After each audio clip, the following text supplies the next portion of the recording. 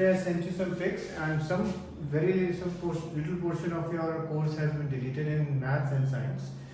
In maths, chapter 5 has been deleted, which I had also left because last year only many schools were not doing that chapter.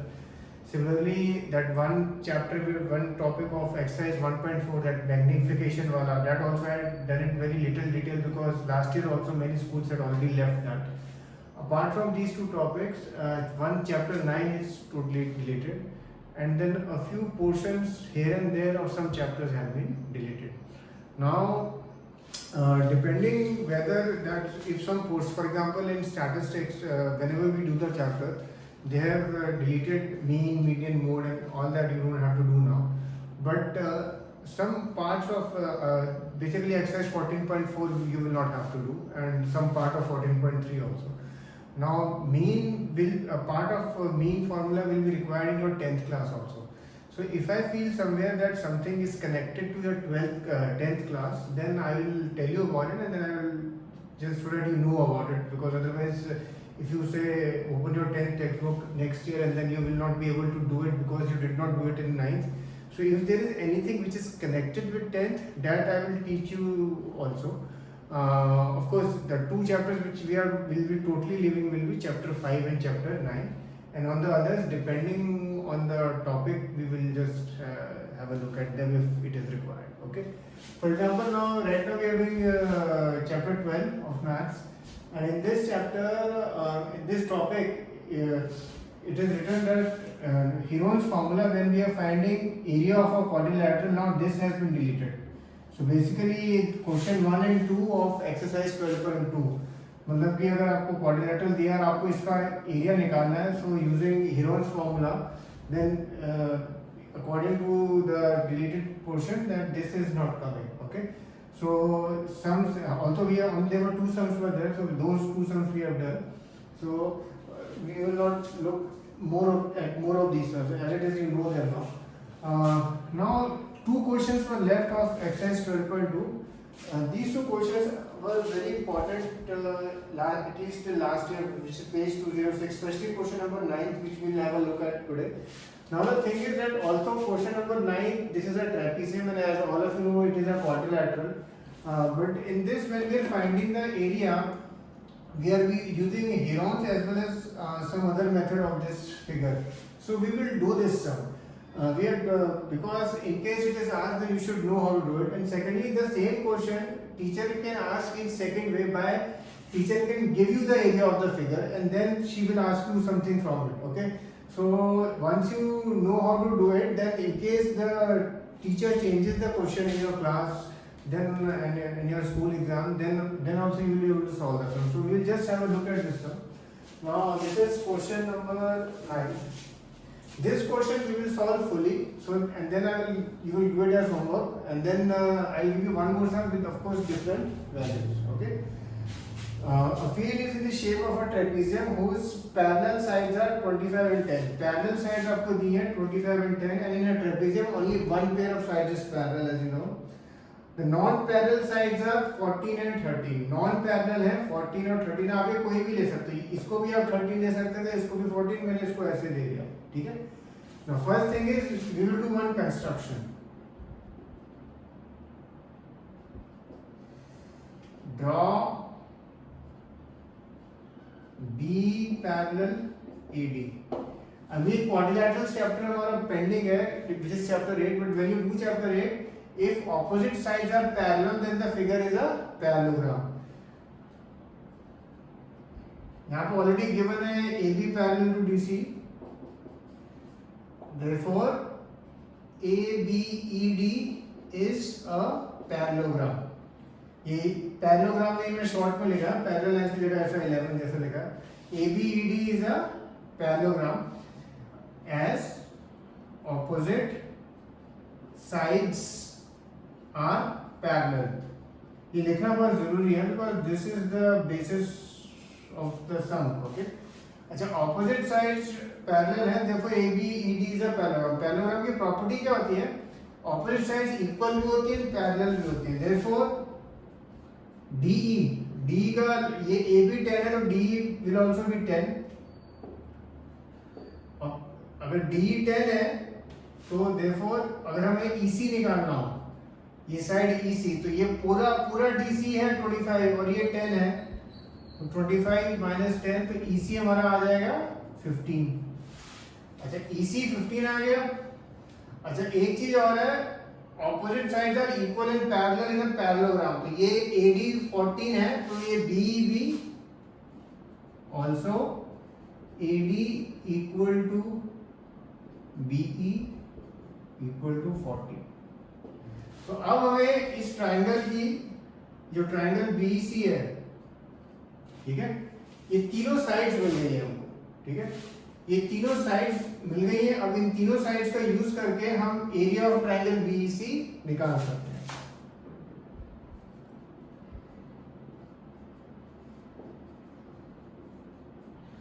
जब area of triangle BEC आप कैसे निकालेंगे आप, you will use Harold's formula, and ये value मैंने already निकाल चुका हूँ ऑब्वियसली, बट ये आप लोग जब अभी करेंगे, मैं पूरी डायरेक्ट वैल्यू लिख रहा हूँ बिकॉज मैं पूरा सब एक करना चाहता हूँ आपके लिए, बट आप जब आप ये सब करेंगे तो आप उस वैल्यू को दिखाना कि वो वैल्यू कैसे आई है आपके पास। Okay, you just show the calculation properly. Okay, right now I will just write it from my notes, but when you are doing it you just write the calculation properly। okay, so triangle BEC का area आएगा जब आप निकालेंगे उसको Heron's formula से, the area which you will get is 84।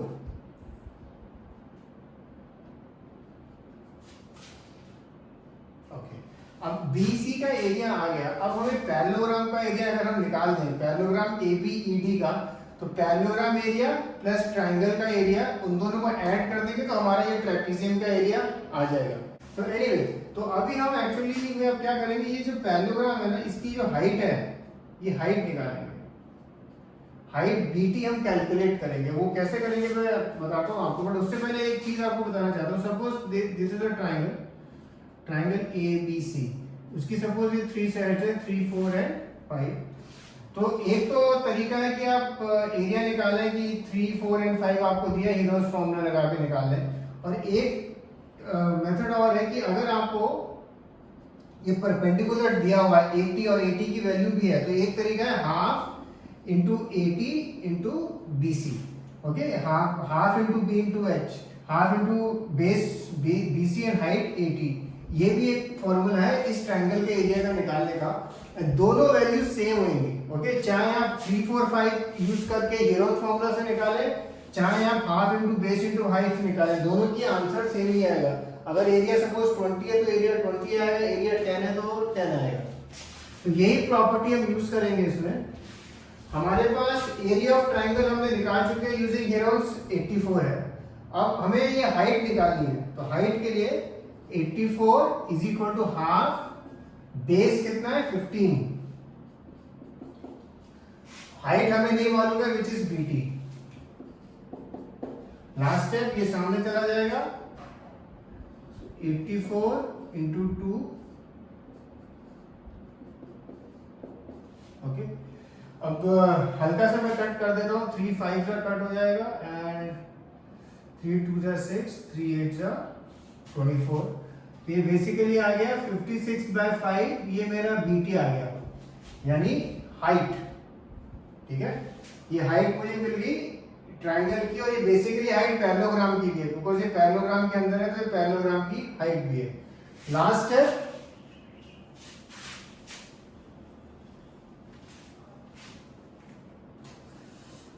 Area of trapezium ABCD is equal to area of parallelogram ABDE plus area of triangle BEC। अब parallelogram का area base into height, height जो हमने भी निकाली, और base कितना है इसका D, और D कितना है, ये 15 है तो ये 10 है, तो बेस इंटू हाइट, ट्रायंगल का तो हम ऑलरेडी निकाल चुके हैं 84, बेस 10, हाइट 56/5 प्लस 84। ये मैंने इसलिए फ्रैक्शन में रहने दिया था, कई बार ऐसे कटिंग हो जाता है। 5 2 जा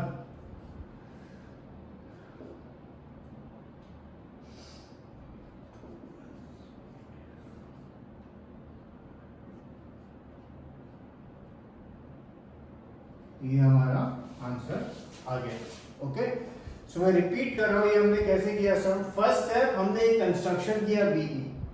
जब बीई हमने कंस्ट्रक्शन किया तो ये ABED को हमने बोला कि ये पैरेललोग्राम है, और क्योंकि ये पैरेललोग्राम है तो ऑपोजिट साइड्स इक्वल होती हैं, तो ये आपको D का लेंथ मिलेगा, तो D का लेंथ मिलेगा तो EC का मिल जाएगा, एंड ये भी 14 है तो ये भी 14।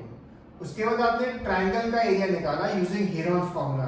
ट्राइंगल BC की तीनों साइड्स है 14, 15 एंड 13, वो यूज करके आपने उसका एरिया निकाला। वो एरिया निकालने के बाद आपने वो area equal to half into base into height लिखा, क्योंकि हमें हाइट BT निकालना था। BT निकल गया हमारा, जब BT निकल गया उसके बाद आपको बस इसमें सब्स्टिट्यूट करना है, ये पैरेललोग्राम का area base into height and plus area of BC, तो आपका ये पूरी फिगर का एरिया आ जाएगा। Okay, this is question number 8। Okay, and I will send you one more question of this type with obviously the values changed. Now last question is question number 3. Radha made a picture of aeroplane with colored paper. I should find the total area of the paper used. Okay, अगर आप ये figure देखें reason 1 में 5 centimetre की दोनों लाइनें होंगी and नीचे बेस जो है वो 1 का होगा। ठीक है, ये और ये 5 और ये जो विड्थ है ये 1 सेंटीमीटर। तो रीजन 1 के लिए आप 5 centimetre 1 line, 5 centimetre 1 and 1 centimetre, ये तीनों आपके पास साइड्स हैं, ये यूज करके आप हीरोन्स फॉर्मूला से आप निकाल देना। अच्छा, जब आप ये हीरोन्स फॉर्मूला से निकालोगे, सपोज आपका आंसर रूट में आता है, तो इससे मैंने √2, √3, √5 की वैल्यू तो आपको याद रखनी है, 1.41, 1.73 एंड ये 2.236। These values you are expected to remember, √2, √3, √5। Okay, उसके अगर अलावा कोई वैल्यू आती है तो आप वो जो भी वैल्यू आती है ना वो लिख के फिलहाल छोड़ देना। ओके, सपोज आपका आता है 7√11, तो आप ऐसे लिख के फिलहाल उसको आप छोड़ दो, just write this and just leave it there and I will tell you what to do about it later. Okay, अगर होता है ऐसा, अगर नहीं होता तो कोई बात ही नहीं है, अगर होता है तो ऐसा छोड़ देना। ठीक है, ओके, ये तो रीजन 1 का आ गया। रीजन 2 अगर आप देखो, इट इज अ रेक्टेंगल और उसका तो बहुत सिंपल है, लेंथ इनटू ब्रेड्थ, वो आपको दिया हुआ है 6.5 दिया हुआ है और ब्रेड्थ 1 दिया हुआ है, तो लिख देना length into breadth, rectangle length into breadth 6.5। और ये रीजन 4 और 5 भी बहुत सिंपल है, वो हम करेंगे कि it is a right angle triangle, ये हम अज्यूम करेंगे, और half into base into height, base 1.5 and height है 6। ठीक है, तो ये हाफ इंटू 1.5 इंटू 6, और ये दो ट्राइंगल है, दो रीजन है ये, तो इंटू 2 कर देना है।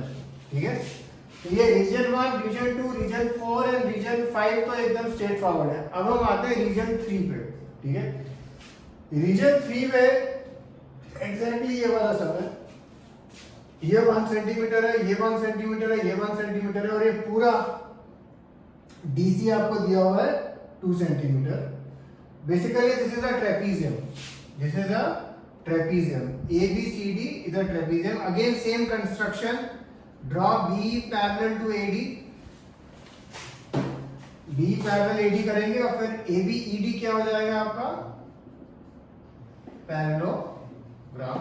ओके, अच्छा सब जब पैरेललोग्राम हो जाएगा तो ये DE आपका कितना आ जाएगा 1।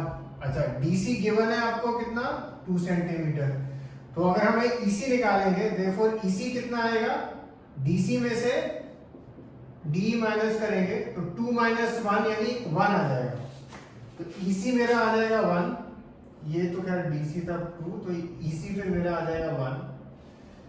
AD 1 है तो BE भी कितना होगा 1।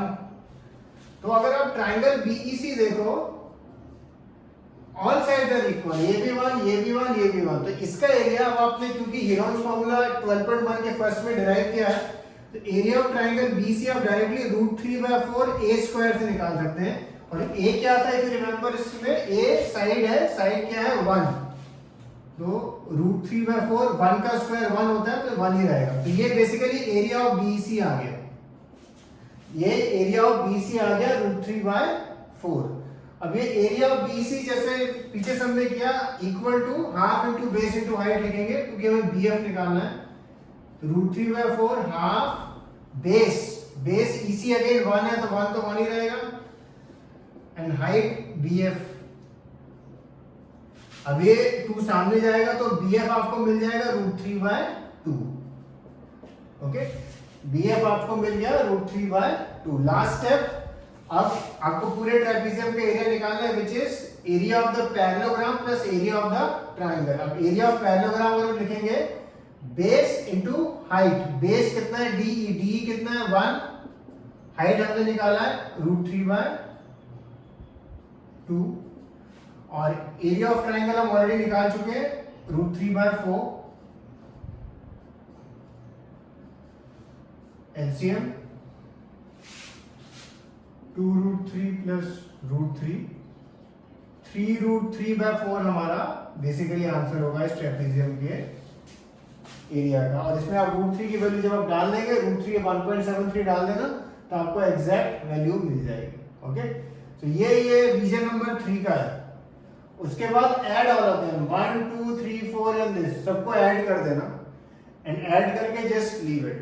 ओके, एडिंग में अगर सारा एडिंग हो जाता है विदाउट रूट्स तो ऐड कर देना, और अगर कोई चीज रूट में बचती है तो लीव इट। मैं आपको फिर उसमें क्या करना है मैं आपको बता दूंगा। Okay, so do this question number 3, question number 8, and I will send you one more question of this type. Okay, cheers.